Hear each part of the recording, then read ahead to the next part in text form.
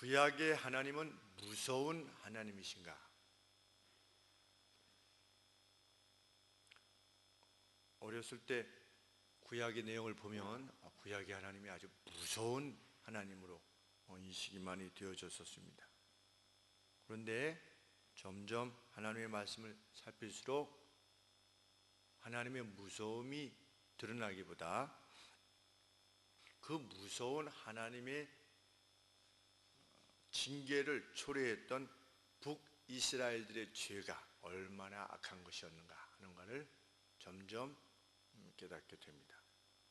오늘 우리는 하나님이 벌하셨던 북이스라엘의 죄악의 내용에 대해서 듣게 되는데 1절 말씀해 보시면 에브라임은 북이스라엘을 대표하는 지파지요. 에브라임은 바람을 먹으며 동풍을 따라가서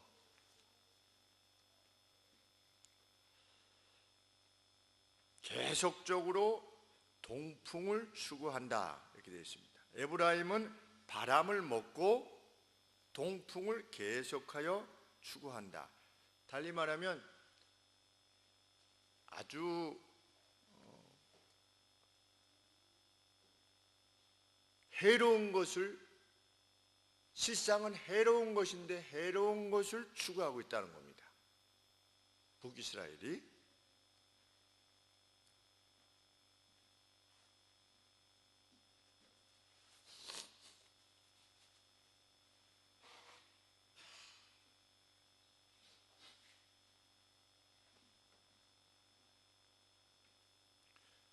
이스라엘에 있어서 동풍은 겨울부터 이른 봄까지 불게 되는데 아주 메마르고 건조한 바람인가 봅니다. 그래서 풀들이, 연한 풀들은 그 바람을 계속 맞으면 연한 풀들이 다 말라서 죽는데요. 그러니까 아주 나쁜 바람인 것이요. 그런데 북이스라엘이 지금 무엇을 하고 있는 중이다? 그 동풍을 먹고 있는 중이다. feed on 그랬습니다. 동풍으로 먹고 살려고 하는 것 같다. 그 행하는 바가 먹으면 어떻게 되는데? 그걸로 살면 죽는데. 그런데 계속적으로 그것을 추구하고 있다. 이게 하나님께서 선지자를 통해서 말씀하고 계십니다. 달리 말하면 파멸에 이르는 길을 스스로 취하고 있다는 거지요. 하나님이 무서운 하나님이시기 때문에 이스라엘이 괴로움을 당하는 게 아니고 그 스스로 계속해서 악을 추구하여서 마치 동풍을 먹고 살려고 하는 것 같이 그러한 자세를 추구하고 있다는 것이죠. 그러면 그 내용이 뭔가? 1절 중반절에 보시면 거짓과 포악을 행하였다.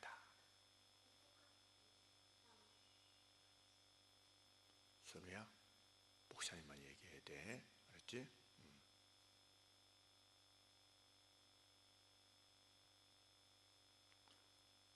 거짓과 포악을 더하며, 그랬는데 에브라임이 날이 가면 갈수록 거짓을 많이 행하고 날이 가면 갈수록 포악을 많이 행했다는 겁니다. 하나님께서 벌을 주시지 않을 수가 없다는 거지. 그러면 그 거짓됨은 어떤 형태와 비슷한가? 무엇으로 알 수 있는가? 아수르와 계약을 맺고 기름을 애굽에 보내도다. 그러니까 북서쪽에, 북동쪽에 있는 아시리아와 어떤 그 불가침 조약 같은 그 조약을 맺은 겁니다. 그 맺었는데 뒤로는 어떻게 했다는 겁니까? 남서쪽에 있는 애굽에게 몰래 기름을 보낸 겁니다. 유사시에 어떻게 해다? 우리를 도와다오. 이렇게 한 겁니다. 그런 거짓됨으로, 그 거짓됨이 아주 그 대표적 행함이죠. 그런 식으로 이스라엘이 행동했다는 것입니다. 독일이 소련과 불가침 조약을 맺었지요. 그런데 결국 어떻게 했습니까? 히틀러가 소련을 침공했습니다. 소련을 침공했다고 어떻게 했습니까? 모스크바까지 거의 진격에 갔다가 그 추위와 배고픔 그리고 결상전 때문에 결국 거기서 대패하고 점점 밀려나가지고 이제 독일이 패배하기 이르렀는데, 미국이 그 같이 합류한 것도 큰 역할을 했겠지만 그 소련이 불가침 조약에서 우리는 서로 침공하지 말자고 했다가 독일이 나중에 새가 힘이 세지니까 소련도 먹자 가지고 간 것이지요. 약속을 파기한 거지요. 그런데 이스라엘이 그렇게 했다는 겁니다. 아시리아와 계약을 맺어놓고 뒤로는 좋은 기름을 애굽에게 보냈다는 겁니다. 그것이 1절 하반절 말씀입니다. 거짓과 포악을 더하며 아수르와 계약을 맺고 기름을 애굽에 보내두다. 그런데 그것이 북이스라엘만의 문제냐? 2절 말씀을 보면 여호와께서 유다와 쟁변하시고 북이스라엘 야곱의 소행대로 벌주시며 그 소위대로 보응하시리라. 유다도, 같은 죄를 범하는 유다도 북이스라엘 에브라임과 다를 바 없이 하나님께서 반드시 징계하실 것이다. 그 소행대로 벌 주실 것이다.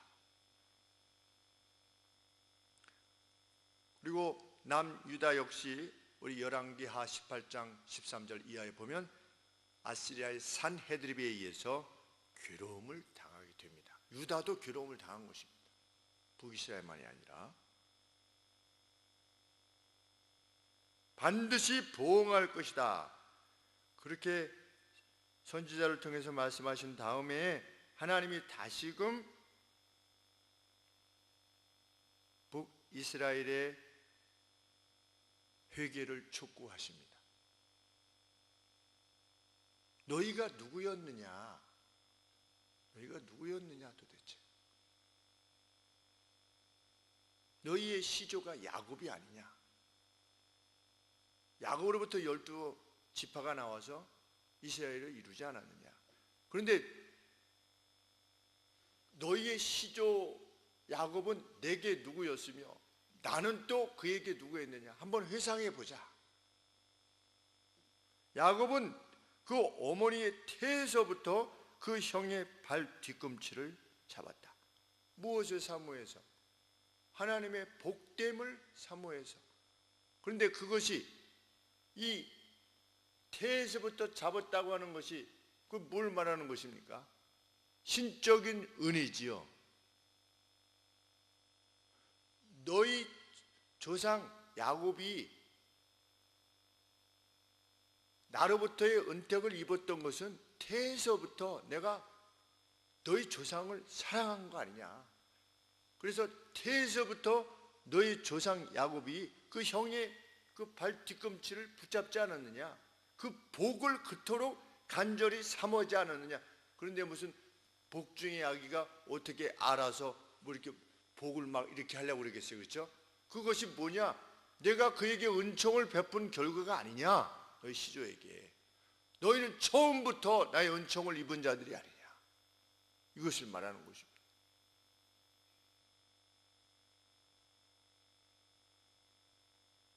또 작년에 하나님과 힘을 겨루되 천사와 힘을 겨루어 무엇을 위해서 그랬습니까?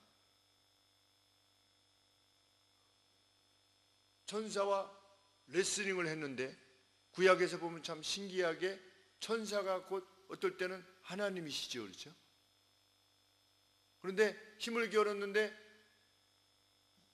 우리 주석이 뭐라고 표현되어 있냐면 야곱이 빅토리 뭡니까 이거? 승리지요? 승리를 위해서 씨름을 한 게 아니고 블레싱을 위해서, 복을 위해서 씨름을 한 것이다. 한번 내가 이겨보겠다고 하는 어떤 그 하나님을 내가 한번 이겨보겠다라고 하는 그런 빅토리가 아니라는 거지요. 뭡니까? 하나님의 은혜를 간절히 사모해서 나 이게 하나님이 복을 주시지 않으면 난 놀 수가 없다는 거지요. 그런데 천사하고 영적인 존재하고 사람하고 어떻게 붙잡을 수가 없지 않습니까? 천사를 어떻게 붙잡아요? 영인데. 그렇죠? 그 설명을 해주는 겁니다. 4절 말씀에 힘을 겨루어 울며 그에게 간청하였다. 울며 호소한 겁니다. 누가? 야곱이. 그것이 마치 싸우는 것과 같이 레슬링을 하는 것처럼 아주 간절했다는 거지요. 우리가 기도를 정말 간절히 할 때 막 배가 아프지요. 배 쥐나지 않습니까? 배에서 쥐나 보신 경험들이 있으시죠? 하나님 앞에 기도하다가 너무 간절해서 막 애끓는 심령으로 기도하면 배에 쥐가 나지요. 그러니까 야곱이 그렇게 씨름했다는 겁니다.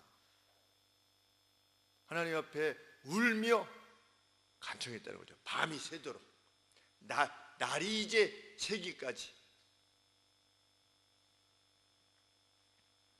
너희의 조상 야곱은 내게 그러하지 않았느냐. 그래서 그런 야곱을 내가 베델에서 저를 만나주지 않았느냐. 첫 번째 베델 말고, 우리 저 바다나람으로 갈 때 말고 두 번째 돌아올 때 잠깐 멈췄다가 그 딸 디나가 이렇게 겁간을 당하고 이래가지고 야곱의 아들들이 너희들 저 할례를 받으면 우리 같이 혼인할 수 있다 이렇게 했다가 할례를 받으니까 그 사람들을 다 죽이지 않았습니까? 세겜 사람들을. 그러니까 야곱이 자 일어나서 가자, 이제 어디로? 내가 처음 여호와를 만났던 그곳으로 가자. 거기서 하나님이 만나 주셨어요. 그것을 말하는 겁니다. 하나님은 베델에서 저를 만나셨고 거기서 누구에게 말씀하셨다? 우리에게 말씀하셨다. 여기서 우리는 누굽니까? 지금 이 말을 듣고 있는 야곱의 후손들인 북이스라엘 백성들, 우리에게 말씀하신 바와 다를 바가 없다는 거지요. 그때 우리들은 어디 있었다? 야곱의 허리에 있었다는 거지요. 후손으로서 그때 말씀하신 것이 곧 우리에게 말씀하신 것이다.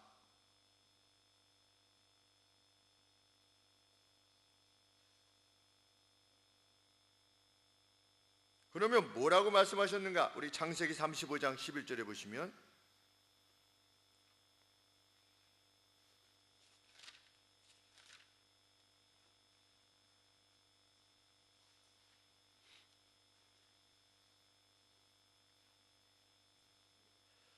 (35장) 9절부터 제가 봉독하겠습니다. 야곱이 밧단아람에서 돌아오매 하나님이 다시 야곱에게 나타나서 그에게 복을 주시고 그에게 이르시되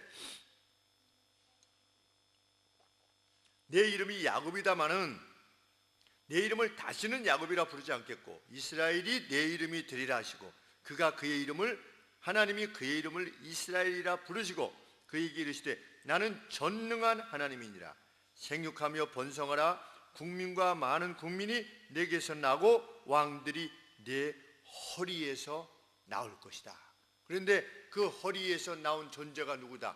우리들이 아니냐, 너희들이 아니냐. 근데 너희는 왜 이렇게 나로부터 멀어졌냐는 거지.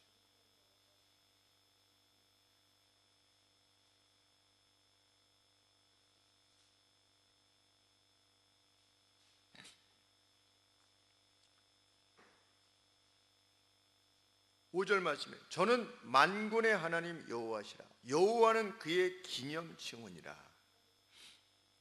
모세에게 나타나셨을 때는 하나님께서 나는 아브라함과 이삭과 야곱의 하나님이다 이렇게 말씀하셨습니다. 자기 자신을 설명하실 때 나는 스스로 있는 자니라 이렇게 말씀하시기도 했지만 나는 아브라함과 이삭과 야곱의 하나님이다. 나는 너희를 구원하는 구원자로서의 하나님이다. 모세에게 하나님이 자기 자신을 그렇게 드러내셨는데 야곱에게 말씀하실 때는 뭐라고 하나님께서 거기서 우리에게 말씀하셨는가? 저는 만군의 하나님 여호와시라. 만군이 뭐냐면 모든 군대의 주인이시라는 겁니다. 그 그러면 모든 군대는 누가 있는 겁니까? 모든 주인들 중에 제일 주인이라는 건데, 거기에 대표적인 그 존재들이 천사들이지요. 천사들의 하나님이신 겁니다. 천사들의 신. 이것은 무엇을 말하는가? 너희들이 지금이라도 돌이키면 어떻게 할 거다? 너희가 직면할 수 있는 모든 재난에서 내가 너희를 건질 것이다. 나는 만군의 하나님 여호와다. 이것은 무엇을 말씀하시는 거지요? 돌아서라, 지금이라도.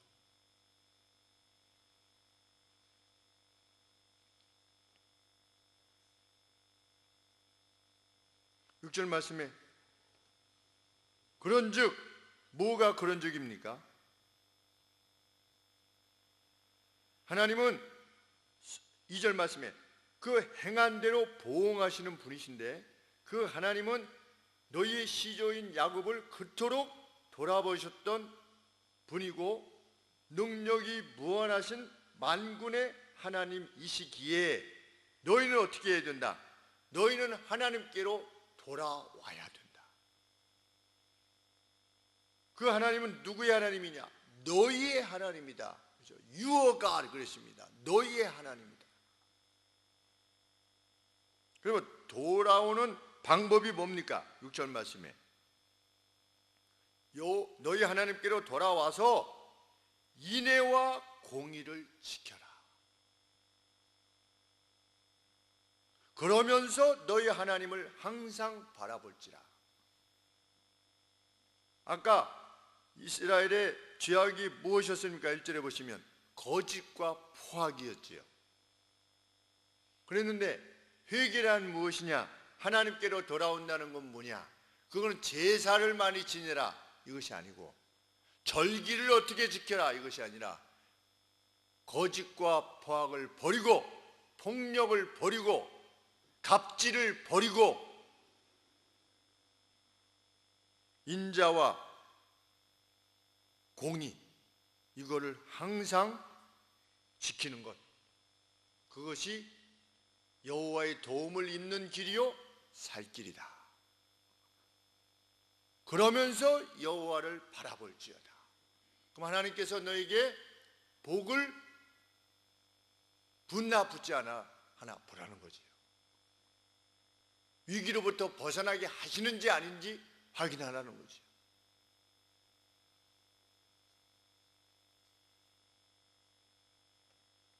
왜 그래야 했는가? 7절에 보면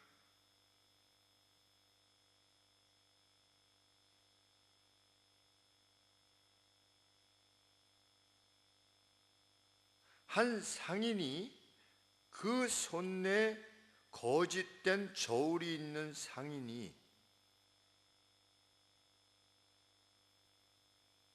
압제하기를 좋아하는도다.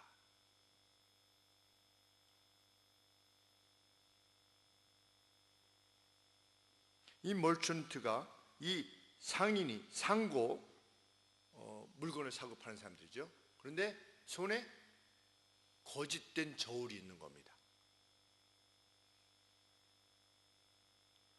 이스라엘 전체가 그랬나 보죠. 거기에 그런 어떤 거짓 때문에 매몰되어 있었나 보죠. 우리 무슨 2580 고발 프로그램 보면, 횟집 같은 데 가면 야 이거 몇 킬로입니다 해가지고 여기 바구니에 담아가지고 있는데 바구니 무게가 반절이 그렇죠. 바구니 무게가 벌써 2kg 해가지고 딱 하면 이 바구니가 벌써 한 1kg 정도 되나 봐요. 그래가지고 2kg 해가지고 했는데 이 저울 자체도 양쪽 두 개 축이 이렇게 밑에 있어야 되는데 하나를 떼내가지고 1kg를 얹어 놓으면 2kg가 되는 거예요. 저울 자체가. 그러니까 여기서 반절 없어지고 여기서 반절 없으니까 쉽게 얘기하면 4배의 봉지를 취하는 거죠. 그 무슨 고발 프로그램 같은 데 나왔는데, 그래서 그 수년 전이지요. 동해안에 어디서 그 횟집을 어항이 있어서 그 횟집마다 다 찾아다니면서 했는데 다 똑같다는 거죠. 한결같이 다 하나를 축을 떼내가지고 그 북이스라엘이 그랬다는 겁니다. 거짓된 저울을 가졌다. 근데 거기서 자기 혼자 아니 나는 그래도 바르게 해볼래 이렇게 못하는 겁니다. 하나님을 인식하지 못하면 남들이 그러고 있는데 다운 계약서 남들 다 다운 계약서 하면 나도 다운 계약서를 할 수밖에 없어요. 그것이 정상이에요. 그걸 소위 말하냐면 관례라고 얘기합니다. 관례. 남들 다 이렇게 합니다. 근데 북이스라엘이 그랬다는 겁니다. 그러면서 뭐라고 말했다는 겁니까? 8절에 에브라임이 말하기를 나는 부자다. 분명 나는 부자가 되었다. 나는 내 스스로 부를 발견하였다. 내 스스로 발견했어요. 뭘로? 거짓으로, 포악으로.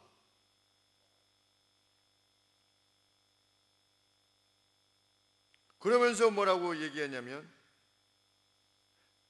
나의 모든 수고로움 안에서 그들이 그 어떤 죄된 것을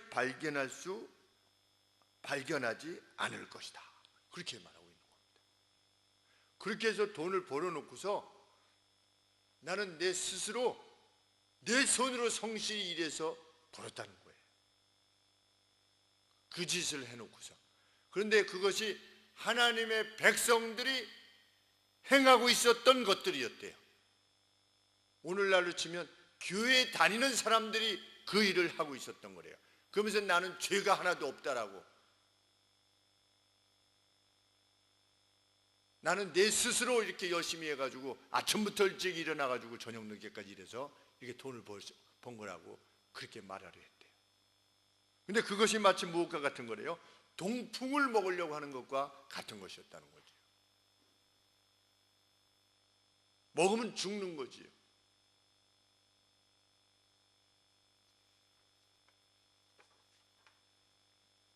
그런데 9절 말씀에 보면 그러나 그게 그런 게 아니라는 거죠. 하나님께서 니네들이 지금 누리고 있는 거 이런 것들 그것들 네가 이래서 이렇게 해가지고 너 혼자 스스로 잘 됐다고 그래서 니네들이 잘 먹고 잘 살고 있는 것이라고 지금 9절에 내가 애굽 땅에서 나올 때부터 나는 너희 하나님 여호와였다. 다시 말하면 무슨 말씀입니까? 내가 너희를 건져내고 너희를 돌아봐 왔다는 거죠. 그런데 어떻게 해야 되겠다? 내가 너로 다시 장막의 텐트에 거하게 하기를 명절일에 하던 것 같게 하게 될 것이다. 너희들이 이제 어떻게 될 것이다? 이전에 내가 너희를 이끌어내어서 애굽 땅에서 이끌어내어서 노예 생활로부터 이끌어내어서 광야를 거쳐서 가나안 땅에 들어오게 했는데 그런 날을 잊었으니 어떻게 할 수밖에 없다. 너희를 다시 텐트로 보낼 수밖에 없다.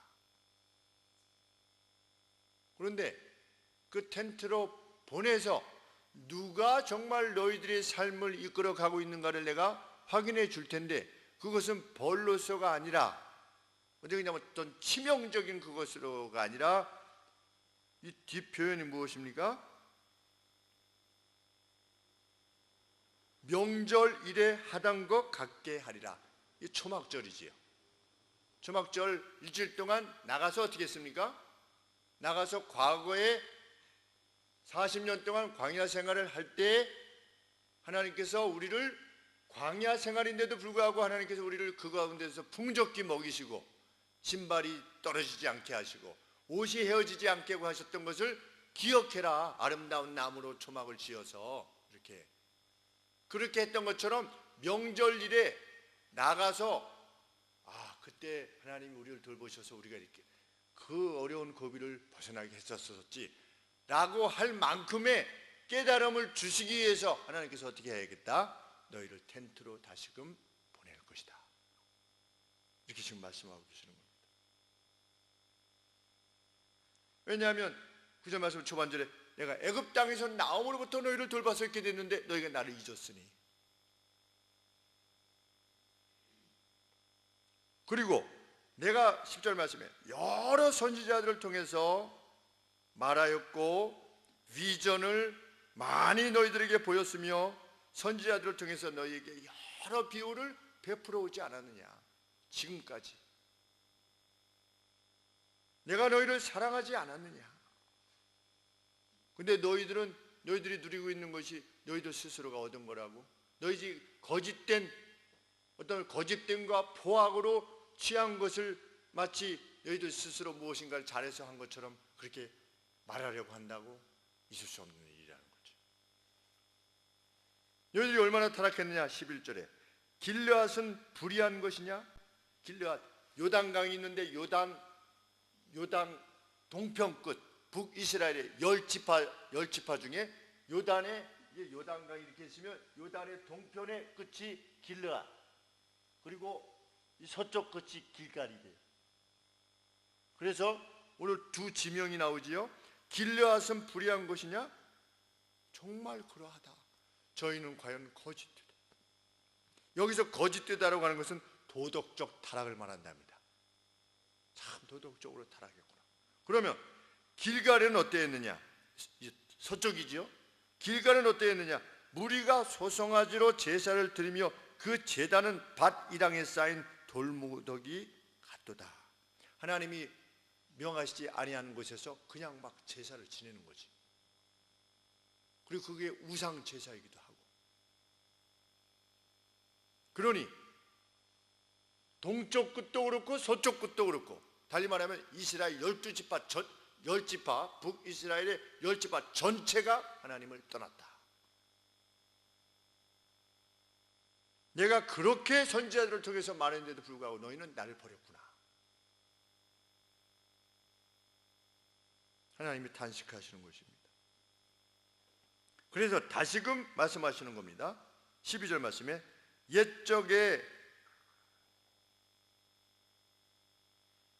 근데 이거는 설명이 들어간 옛적이라는 표현은 없는데, 이제 야곱이 아람들로 도망하였으며, 누구 집으로 갔습니까? 외삼촌 집으로 과거에 갔었지요. 이스라엘이 야곱이지요. 아내 얻기 위하여 사람을 섬기며 자기 삼촌 섬겼지요. 아내 얻기 위하여 양을 쳤지요. 20년 동안 그랬지요. 앞쪽은 14년이지만 첫째 라헬 얻으려다가 레아가 돼가지고 7년 더해서 14년을 섬겼지 않습니까? 그런데 이제 어떻게 될 거다? 이스라엘이 마치 과거에 야곱이 그러했듯이 아시리아로, 그쪽 지역이에요. 예전에 외삼촌 집이 있었던 데가 그쪽인 겁니다. 거기에 아시리아가 있는 겁니다. 그것처럼 너희가 어떻게 될 거다? 그때 너희의 조상 야곱이 거기서 하나님을 의지하고 하나님이 복을 주셔서 두 때나 거느리게 해서 돌아오게 하셔가지고 이 가나안을 차지하게 하셨는데, 너희가 나를 떠났으니 다시금 너희가 그곳에 이르게 될 것이다. 그 처지에 이르게 될 것이다.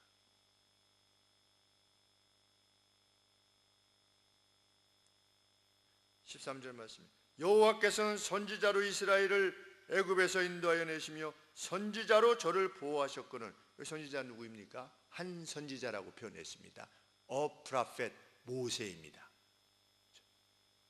여호와께서는 모세로 이스라엘을 애굽에서 인도해 내시며 모세로 저희를 보호하셨거늘 에브라임이 하나님을 경록해함이 극심하다. 마치 무슨 죄를 범한 것 같으다. 피를 흘린 죄를 범한 것과 같이 하나님 앞에 그렇게 느껴진다는 겁니다. 피를 흘린 죄는 용서받지 못했지요. 아주 중대한 범죄지요. 하나님이 그토록 돌아보셨는데, 그토록 돌아보신 하나님의 이름이 있는 민족이 우상 숭배를 통해서 하나님을 떠났을 때, 그것은 그 이스라엘을 돌보셨던 하나님께 지극한 수치가 된다는 거지요.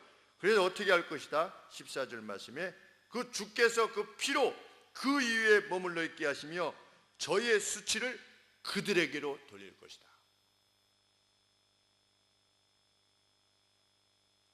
아니, 여호와라는 신이 이스라엘을 돌아봤는데 그 이스라엘이 그렇게 됐대, 다 엉망됐대, 그냥 뭐 수치와 거짓과 막 포악 이런 게 가득 찬 나라가 됐대.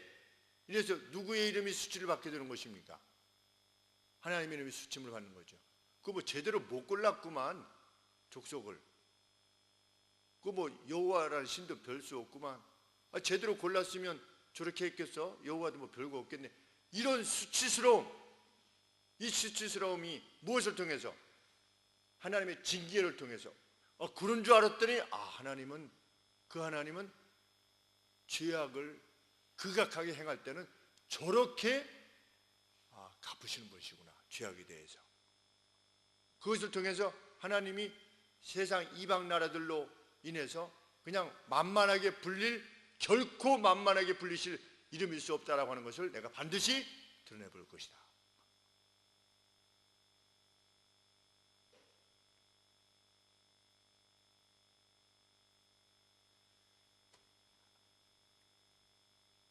구약의 하나님은 무서운 하나님이 아니신 거죠. 몇 년을 기다리셨습니까? 모세가 1400년입니다. 그러면 722년에 약 700년간을 하나님께서 무수한 선지자와 모세와 같은 선지자, 그리고 사사들, 그리고 또 엘리야, 엘리사와 같은 선지자들, 무수한 선지자들 보내셔서 하나님이 그들을 사랑해 오셨음을 그렇게 가르쳐 주시고, 너희가 이것을 떠나면 나로부터의 징계가 있을 것이다 라고 하는 것을 분명히 밝히셨습니다. 그런데도 700년이 지난데도 돌아오지 않은 것입니다.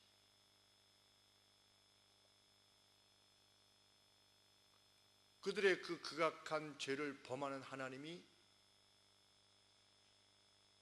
공포의 하나님이십니까? 그런 게 아닌 것이죠.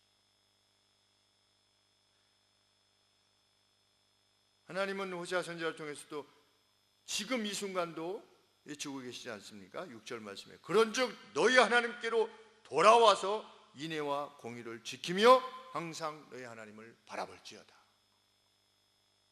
이 사랑의 외침을 구약의 백성들도 들었던 것인데 돌아서지 않았던 겁니다. 그리고 결국은 멸망하였습니다. 오늘 우리의 삶 속에서 거짓과 포악은 과연 무엇일 수 있는가를, 우리의 갑질은 무엇일 수 있는가?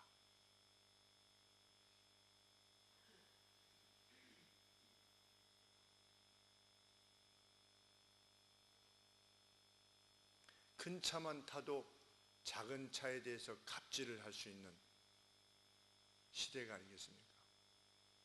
트럭이 오면 무조건 비켜야죠, 작은 차들은. 버스가 오면 버스가 무조건 이렇게 들이대면 무조건 비켜야 됩니다. 부딪히면 손해입니다. 대표적인 사례가 아니겠습니까? 그런 정신이 사회 곳곳에 만연되어 있을 수 있는데, 그것뿐만 아니라 나이의 압제, 너 몇 살이야? 이게 중요한 게 아니지 않습니까? 사실은 몇 살이냐가 중요한 게 아니라 그 사람이 어떻게 행했느냐가 중요한데, 뭐 하다가 너 몇 살이야? 이게 나이도 그럴 수 있는 겁니다. 요새는 뭐 좀 그럴 수도 있지만 이전에는 우리나라에서는 시어머니가 갑질을 많이 했었죠. 요새는 많이 변해가서 오히려 며느리가 갑질을 많이 하는 이러한, 그러니까 이 시대마다 이 갑질이 각각 다 다른 것입니다. 아빠의 갑질도 대단할 수 있지요. 아빠의 명령은 무조건 따라야 돼. 그 갑질일 수 있습니다. 포악일 수 있죠. 포악. 회사에서 상사가 되면 그 아랫사람, 그리고 하청업체에는 꼭 갑으로서 존재하는 그런 모든 것들, 그 포악.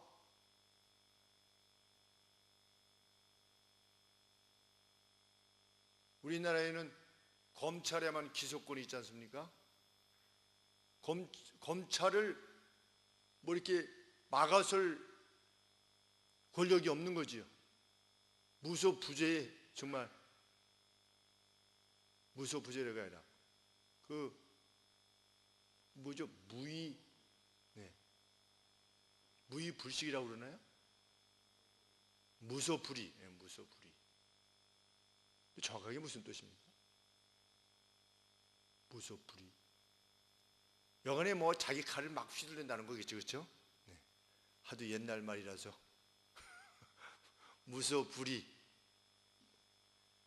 그러니 물론 잘못한 사람들이 있긴 있겠지만 가면 막 갔다 나온 사람들이 막 자살하고 그러지 않습니까?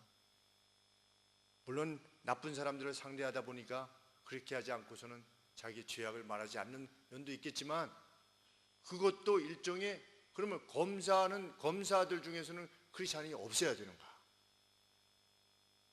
우리 사람도 가면 30 초반 그 검사가 자기 거의 삼촌뻘 아버지뻘 되는 사람한테 이 양반이 이게 지금 이렇구만, 이런 말을 그냥 내뱉는다고 해서 제가 그거 정식으로 얘기를 하라고 했습니다. 제가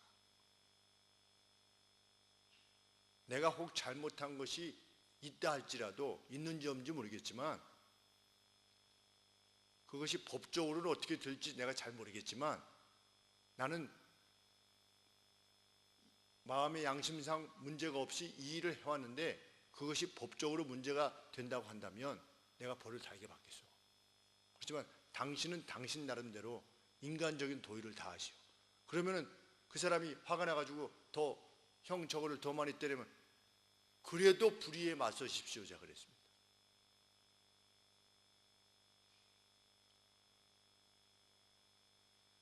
그 불의에 맞서야지요. 그것이 정말 불의 아니겠습니까? 아직 뭐 죄인으로서 결정 난 것도 아니고 이럴 수도 있고 저럴 수도 있고. 제가 우리 친구 부장 판사까지 했던 친구한테 물어봤더니 그렇게 어떤 그 무슨 변호사법 위반인가라고 하는 이상한 항목이 뭐가 있는데, 그게 코에 걸면 코걸이고 귀에 걸면 귀걸이래요. 아니면 아니고 기면 기라는 겁니다. 근데 아직 우리나라는 무슨 뭐 혐의가 있다, 혐의가 있는 거 아니겠습니까? 혐의가 있을 뿐인 거지 그 죄인이 아니잖아요, 판결을 받기 전까지는. 근데 우리나라는 무슨 혐의가 있어서 무슨 소환을 받았다 그러면 벌써 그냥 사회적으로 지탄의 대상이 되는 거죠. 나중에 무죄로 되어서 나와도 사람들이 안 믿어주는 겁니다. 왜? 그때 당했던 것이 너무 많으니까. 우리도 그렇게 보면 안 되는 거죠, 사실은. 그래서 그 다른 선진국에는 어떤 죄수가 있을 때 판결 받으러 가는 날에도 뭘 입힙니까? 가장 좋은 옷을 입히는 겁니다. 양복에 딱 아주 머리 모양도 아주 신사처럼 가장 멋있게 하고 법정에 갈 수 있게끔 해주는 겁니다. 왜? 막 죄수 복장을 입고 머리도 뭐 이렇게 하고 수염도 뭐 이렇게 하면은 그 바라보는 이 판사의 마음이, 배심원들의 마음이 혹이나 그의 어떤 인상이나 이런 것들 때문에 나쁜 쪽으로 좀 더 결정이 날까봐.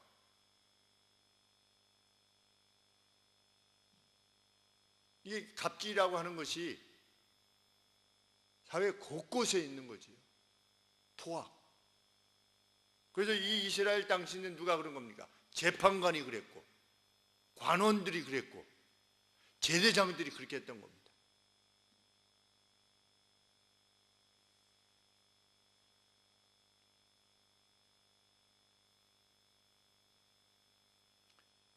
우리는 거짓과 포악, 폭력으로부터, 그게 말의 폭력이든 마음의 폭력이든 눈빛의 폭력이든 고집과 포악으로부터 얼마나 멀리 있는가를 생각해 보게 되기를. 그래서 정말 인애와 공의를 항상 지키며 하나님을 바라보는 사람으로서 우리의 삶을 이어나가고자 하는 그 간절함이 우리의 삶 가운데 있을 때에 주께서는 야곱과 이스라엘을 돌아보시는 그 뜨거운 심령으로 우리를 돌아보시고 우리를 이끌어 나가시리라 믿습니다. 기도하겠습니다. 하나님, 죄됨을 그토록 안타깝게 부르짖었던 선지자의 말을 수긍하지 않으려 했던 북이스라엘과 달리 하나님, 저희의 삶을 돌아보며 그것이 폭력이 되지 않기를, 하나님 거짓이 되지 않기를 위하여 수고하며 있으는 저희 모두가 되게 하여 주옵소서. 그리하여 하나님이 참으로 사랑하시는 하나님의 거룩한 백성들로서 하나님이 주시는 모든 은택을 누리며 또 나누며 사는 저희들 되게 하여 주옵소서. 예수님의 이름으로 기도합니다. 아멘. 찬송 321장 찬송하겠습니다.